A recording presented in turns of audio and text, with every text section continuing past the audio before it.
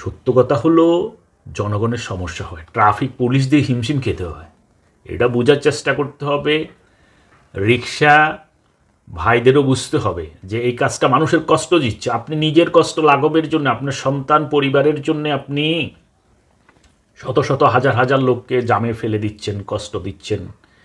আর যারা যাত্রী ওদেরকে বুঝতে হবে, আপনারা উঠবেন না রিক্সায়, আপনারা উঠবেন। আজকে এই রিক্সা এমন ভাড়া বাড়ছে, আমি ঢাকা শহরের কথা বলবো, গলির সামনে দিয়ে আপনি দাঁড়ায় থাকেন, একটা গলিতে, যে কোনো একটা গলিতে, মেইন রাস্তা বাদই দিলাম, দেখবেন 20টা রিক্সার মধ্যে 15টা রিক্সায় খালি ঘুরে বেড়াচ্ছে, আর 5টা রিক্সাতে প্যাসেঞ্জার আছে। এই যে রিক্সার জটলা কি হবে? এটার জন্য তো ট্রাফিক সমস্যা। যারা ট্রাফিকের দায়িত্বে আছেন ওরা বুঝেন যে কোন কারণে কি সমস্যা হচ্ছে। রিক্সা পরিহার করুন, একটু হাঁটলে রিক্সা পরিহার কিচ্ছু হয় না। আপনি যদি বাজার করেন, বাজারে যদি ওখানে রিক্সার, আর এমন কোনো ঢাকা শহরে আমি দেখি না যে মোড়ে মোড়ে এখন বাজার হয়ে গিয়েছে। তো বাজার টাজার নিয়ে তো আপনি একটু হাঁটবেন না, হাঁটলে তো ব্যায়ামও হয়।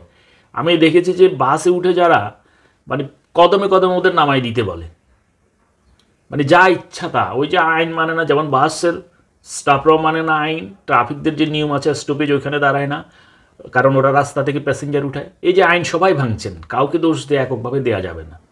রিক্সায় আপনিও চড়ছেন, আমিও চড়ছি, এখন বৈধ রাস্তায় চড়ছেন না অবৈধ রাস্তার বৈধতা আছে। দুই, এই পাশ দিয়ে বাম পাশ দিয়ে কেউ চলবে, কেউ ডান পাশ দিয়ে চলবে। এখন আপনার বাম পাশের গাড়ি ডান দিকে চালাচ্ছেন, এটা কি একটা সুস্থ মানুষের কাজ হয়? তাহলে আসুন, অবৈধ রিক্সার কোনো বৈধতা নেই, কিন্তু এটা একটা অবৈধ যান। বিশেষ করে শহরগুলো থেকে, এটা জেলা শহরেও হয়ে গেছে, জেলা শহরগুলোতে এখন রিক্সার চাপে আপনি হাঁটতে পারবেন না। এটা তো পেশা হতে পারে না। আপনারা অন্যান্য ভালো পেশাতে যান, কৃষিতে চলে যান, দিন মজুরেরও এখন ভালো দেওয়া হয়। একটা দিন মজুরে খাওয়া দাওয়া দিয়ে কিন্তু 800-1000 টাকা ইনকাম করা যায়, আপনি ওগুলাতে চলে যান। হ্যাঁ, রিক্সা অনেক কষ্টের, অনেক কষ্টের, রিক্সাও কিন্তু কম কষ্টের না, পরিশ্রমের না। আর যাত্রী সাধারণ যারা আছেন তারা অটো বেছে নেন বা অন্যান্য যে ব্যবস্থা, গলিতে চলাফেরার ব্যবস্থা করেন। আর মেন রোডে আপনারা রিক্সা চড়বেন না।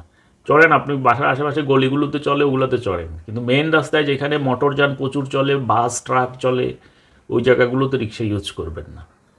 জনগণ সচেতন না হলে আইন শৃঙ্খলা বাহিনী, সরকার কিছুই করতে পারে না। আমি এই ধরনের কথা বলি দেখে অনেকে বলে যে তোমার লাইক কমেন্ট শেয়ার হবে না, কখনো ভিউ পারবে না। আমার প্রয়োজন নেই ভাই, আমি এগুলোর জন্য তো কন্টেন্ট করি না।